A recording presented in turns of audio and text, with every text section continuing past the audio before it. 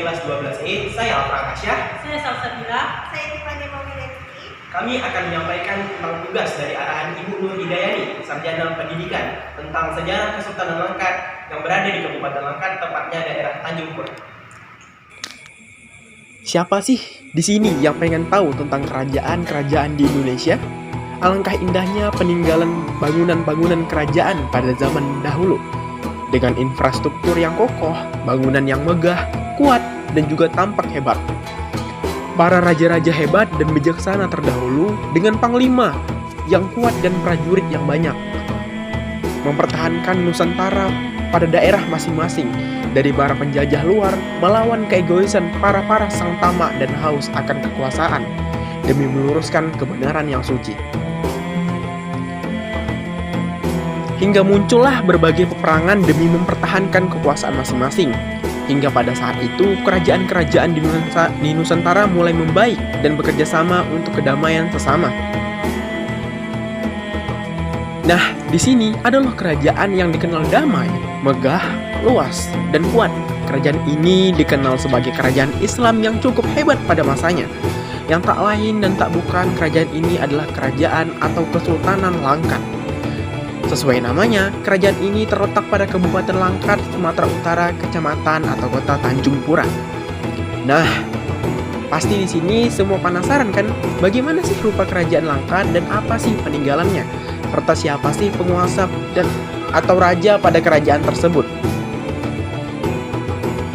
Oke, tak perlu panjang lebar lagi. Di sini kami akan membahas tentang sejarah terbentuknya kerajaan Langkat. Yuk, kita bahas.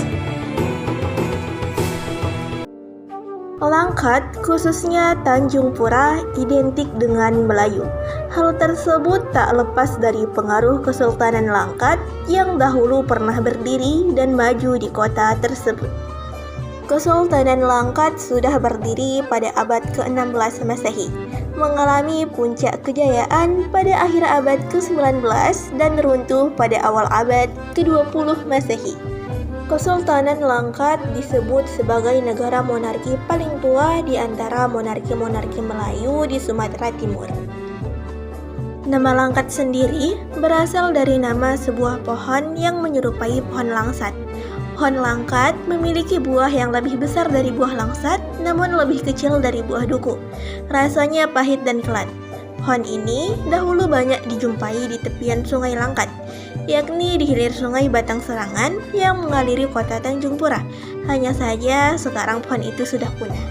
Pada tahun 1568 Masehi, di wilayah yang kini disebut Hamparan Perak, salah seorang petinggi kerajaan Aru yang bernama Dewa Syahdan berhasil menyelamatkan diri dari serangan Kesultanan Aceh dan mendirikan sebuah kerajaan.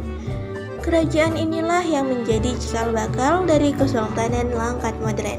Dalam silsilah raja atau sultan kerajaan Langkat, Dewa Syahdan disebut sebagai raja pertama negeri Langkat atau Raja Langkat ke-1. Dewa Syahdan memerintah Kesultanan Langkat dari tahun 1568 hingga tahun 1580 Masehi. Raja kedua Langkat yaitu Dewa Sakti atau dengan gelar Marhamguri. Setelah Dewa Syahdan wafat, kepemimpinan diteruskan oleh putranya Dewa Sakti dan bergelar Kejuruan Hitam. Dewa Sakti memerintah dari tahun 1580 hingga tahun 1612 Masehi. Pada tahun 1612, Dewa Sakti tewas dalam penyerangan yang dilakukan kembali oleh Kesultanan Aceh. Raja Langkat ketiga yaitu Raja Kahar. Dewa Sakti digantikan oleh putranya yang bernama Raja Kahar yang memerintah dari tahun 1612 hingga tahun 1673 Masehi. Raja Kahar disebut sebagai penata kerajaan Langkat karena mulai membentuk perangkat kerajaan dan kerajaan berpusat di kota dalam. Kemudian beliau merintis perpindahan ibu kota ke Langkat. Sehingga pada masa pemerintahan Raja Kahar inilah Kesultanan Langkat mulai menunjukkan kedaulatannya. Raja Langkat keempat yaitu Raja Badiuzzzaman. Setelah Raja Kahar meninggal pada tahun 1673, tahta kerajaan jatuh ke tangan puteranya yang bernama Badiuzzaman yang bergelar Sultan Bendahara. Pada masa Raja Badiuzzaman inilah Langkat mulai menaklukkan daerah sekitarnya dengan cara-cara damai hingga ia meninggal pada tahun 1750. Raja Langkat keempat ini memerintah dari tahun 1673 hingga tahun 1750 Masehi. Raja Langkat kelima yaitu Kejuruan Tua Hitam. Ketika Raja Badiuzzaman wafat, ia digantikan oleh putranya yang tertua yaitu Kejuruan Tua Hitam. Raja ini memerintah kerajaan Langkat dari tahun 1750 hingga tahun 1818 Masehi. Raja Langkat keenam yaitu Raja Nobatsyah. Setelah Kejuruan Tua Hitam wafat, maka digantikan oleh putra tertuanya yang bernama Raja Bendahara Nobatsyah. Tak lama Raja Nobatsyah memerintah kerajaan Langkat, kemudian ia wafat karena dibunuh. Kemudian kerajaan Langkat dipimpin oleh Raja Langkat ketujuh yaitu Raja Ahmad. Raja Ahmad ini merupakan saudara sepupu dari Raja Nobatsyah dan merupakan keponakan dari Raja Langkat kelima yaitu Raja Kejuruan Tua Hitam. Raja Ahmad memerintah kerajaan Langkat dari tahun 1818 hingga tahun 1840 Masehi. Selanjutnya Raja Langkat ke-8 yaitu Tuanku Tengku Haji Musa Al-Khalid Al-Mahadiyah Mu'azzam Syah atau Tengkungah bin Raja Ahmad. Setelah wafatnya Raja Ahmad, maka tidak langsung mendapatkan calon pengganti. Raja Ahmad wafat disebabkan keracunan. Di Siak masih tinggal putra dari Nobatsyah, yaitu raja yang digantikan Raja Ahmad. Putra Raja Nobatsyah bergelar di Kesultanan Siak Tengku Maharaja adalah pewaris yang paling utama karena Raja Ahmad menggantikan ayahandanya Tengku Maharaja yaitu Raja Nobatsyah. Tetapi Tengku Maharaja telah wafat di Siak. Melihat kondisi ini, maka Sultan Siak pun menetapkan putra dari kejuruan muda Ahmad bernama Tengku Musa sebagai penggantinya menjadi Raja Langkat. Tengku Musa yang berada di Siak pun dipanggil pulang ke Langkat dan menetap di Kota Dalam. Pada tahun 1881, Langkat dibagi atas dua Undar Abdelin. Maka Sultan Musa mengangkat putranya yang tertua yaitu Tengku Sulung sebagai wakilnya di Langkat Hulu berpusat di Binjai dan mengangkat putra keduanya Tengku Kelana sebagai wakilnya di Langkat Hilir yang berkedudukan di Tanjung Pura. Pada tahun 1887,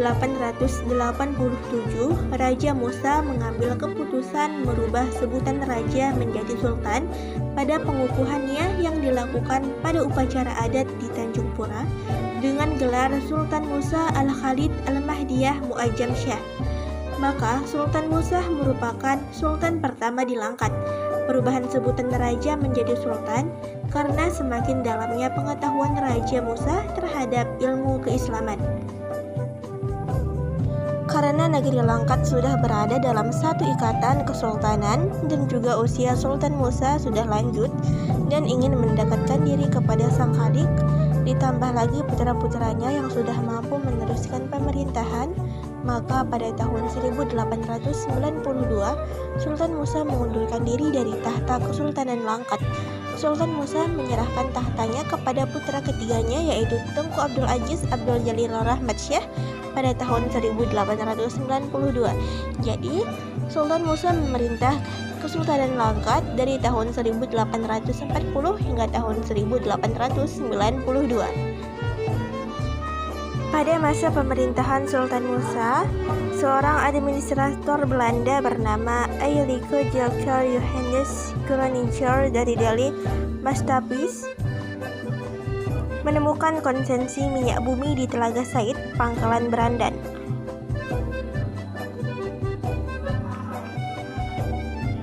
Karena itu, kerajaan Langkat sudah menjadi begitu makmur karena hasil tembakau, karet, dan juga minyak. Langkat telah menerima hasil minyak sejumlah FL 479.103 Dan dari hasil minyak bumi ini, Sultan Langkat memperoleh royalti atau bagian. Dari hasil itulah, Sultan Langkat membangun perencanaan pembangunan di setiap mulai dari pembangunan pendidikan, kesehatan, pertanian, dan infrastruktur seperti jalan, jembatan, parit, dan juga listrik. Pada zaman pemerintahan Sultan Abdul Aziz, rakyat Langkat menikmati kemakmuran. Sungguh nikmat kehidupan di Langkat pada saat itu. Sultan memperhatikan betul bagaimana keperluan rakyatnya dan rakyat sungguh sangat mencintai sultannya. Berikut adalah beberapa sisa kejayaan Langkat yang dapat kita saksikan hingga sekarang. Nah, di Kesultanan Langkat terdapat masjid mewah yang pernah dibangun oleh Sultan Langkat terdahulu. Masjid itu bernama Masjid Azizi. Nama Azizi diambil dari nama Sultan Abdul Aziz Abdul Zalil Rahmat Syah yang membangun masjid tersebut. Masjid Azizi dibangun pada masa jaya kejayaan Sultan Langkat. Masjid Azizi dulunya dibangun di bekas tapak masjid yang dibangun sama ayahanda Sultan Abdul Aziz, yaitu Sultan Musa. Masjid Azizi dibangun pada masa pemerintahan Sultan Abdul Aziz Abdul Zalil Rahman Syah, Sultan kedua Kerajaan Langkat pada tahun 1893 sampai 1927 Masehi. Ketika berkobarnya revolusi sosial di Langkat tahun 1946, Masjid Azizi sempat digunakan sebagai tempat mengungsi jenazah. Masjid Azizi merupakan rumah ibadah yang menjadi simbol abadi perekat berbagai suku, ras, dan budaya. Nah, di Masjid Azizi juga terdapat komplek makam-makam terdahulu para keluarga-keluarga sultan. Tak jauh dari tempat tersebut juga terdapat makam pahlawan nasional wilayah Langkat yang tak lain dan tak bukan ialah Tengku Amir Hamzah. Amir Hamzah merupakan salah seorang korban revolusi yang difitnah sebagai seorang yang bekerja sama dengan Belanda, yang pada saat itu dihukum pancung oleh rakyat pada 20 Maret 1946. Ini merupakan makam dari Sultan Kesultanan Langkat. Di dalamnya terdapat makam Sultan Musa, Sultan Mahmud, dan Sultan Abdul Aziz, bersama juga dengan makam istrinya. Di samping dari makam para sultan, terdapat pula makam dari keluarga para sultan Kesultanan Langkat, seperti anak, cucu maupun cicit dari Sultan Mahmud, Sultan Musa, dan Sultan Abdul Aziz. Amir Hamzah wafat meninggalkan sebuah karya sastra, sehingga pemerintah setempat pun turut memberinya penghargaan dengan membangun gedung perpustakaan wakaf dari Haji Tengku Alwi Aziz yang diberi nama Balai Pustaka Tengku Amir Hamzah, yang tepat berdiri di sebelah kanan Masjid Azizi Tanjung Pura. Di belakang Masjid Azizi terdapatlah pula Maktab Aziziyah atau Maslurah yang sekarang dikenal dengan Yayasan Jamaiyah Mahmudiyah Tanjung Pura. Pemakaman dan kerajaan tersebut juga terdapat yayasan yang diawali dari ayahnya, Sultan Musa, yaitu Baginda Sultan Abdul Aziz, mewujudkan dan mendirikan perguruan Islam atau Yayasan Jamaiyah Mahmudiyah. Dulunya yayasan ini dinamakan Maktab Azizi atau Maktab Maslutah, yang dulunya maktab ini diasuh oleh para ulama Langkat, lulusan dari dalam dan luar negeri. Maktab ini menghasilkan banyak ulama-ulama muda yang kemudian terkenal di Nusantara. Maktab ini masih ada sampai saat ini di lokasi yang sama dengan nama Yayasan Jamaiyah Mahmudiyah. Kini yayasan ini terdiri dari Madrasah Sanawiyah, Madrasah Aliyah, dan Sekolah Tinggi Agama Islam atau Jamaiyah Mahmudiyah.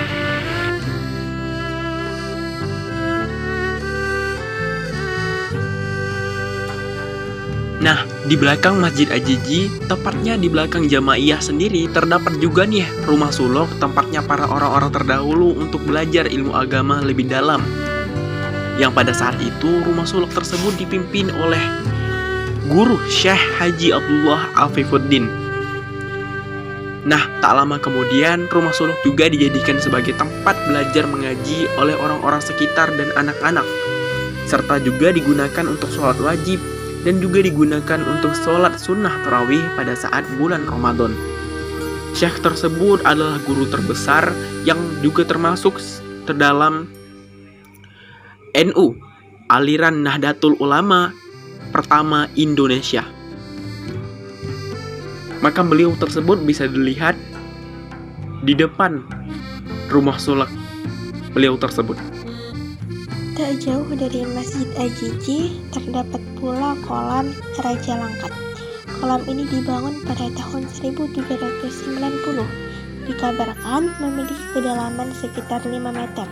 Dulunya kolam ini digunakan untuk mandi dan menjalankan ritual kebersihan oleh anggota keluarga kerajaan. Namun sayangnya saat ini kolam tersebut sudah tidak terawat lagi sehingga banyak ditumbuhi oleh rumputan yang menjulang tinggi. Nah, di antara dua tempat menarik tadi juga ada nih tempat yang lebih menarik lagi. Yang dulunya tempat ini adalah tempat yang paling sering dikunjungi oleh Kesultanan Langkat. Museum Daerah Kabupaten Langkat adalah bangunan bersejarah peninggalan Kesultanan Langkat. Bangunan ini dulunya disebut Gedung Kerapatan Sultan Langkat, didirikan oleh Sultan Abdul Aziz pada tahun 1905.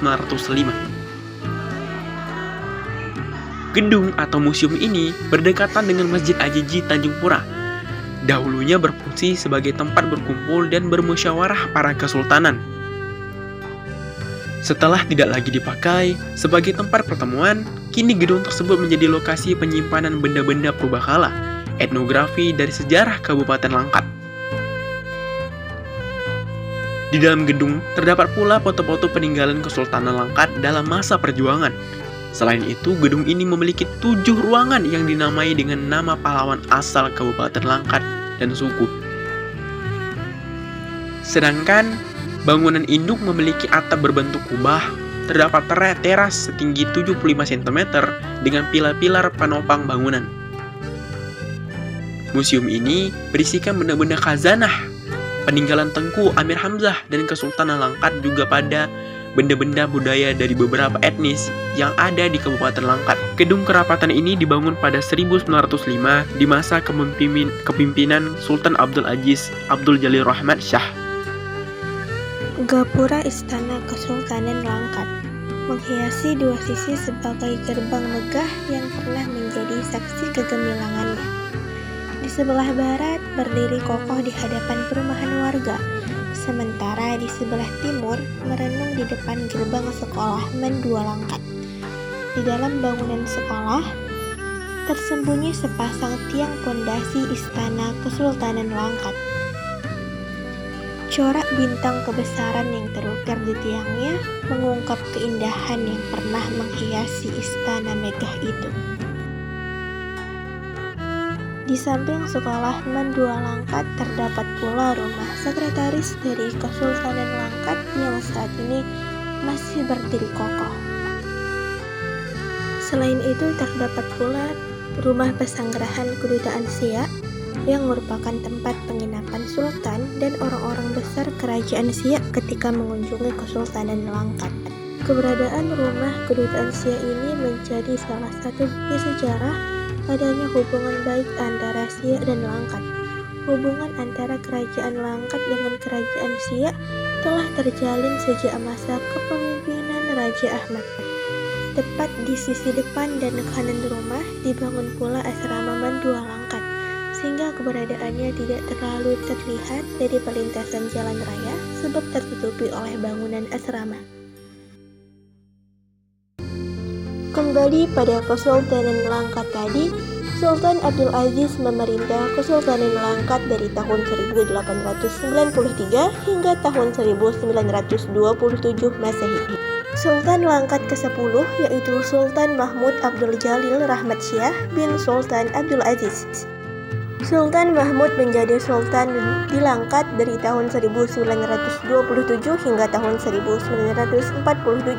Sebagai putra tertua dari Sultan Abdul Aziz Abdul Jalil Rahmat Shah, Sultan Langkat, Tengku Mahmud ditetapkan sebagai calon pengganti raja di Langkat yang bergelar sebagai Raja Muda. Beberapa bulan setelah proklamasi kemerdekaan Indonesia yang dibacakan oleh Soekarno dan Hatta, kabar mengenai proklamasi belum sampai ke Kesultanan Langkat. Dan pada 5 Oktober 1945, Sultan Mahmud kemudian menyatakan bergabungnya kesultanan dengan Negara Kesatuan Republik Indonesia.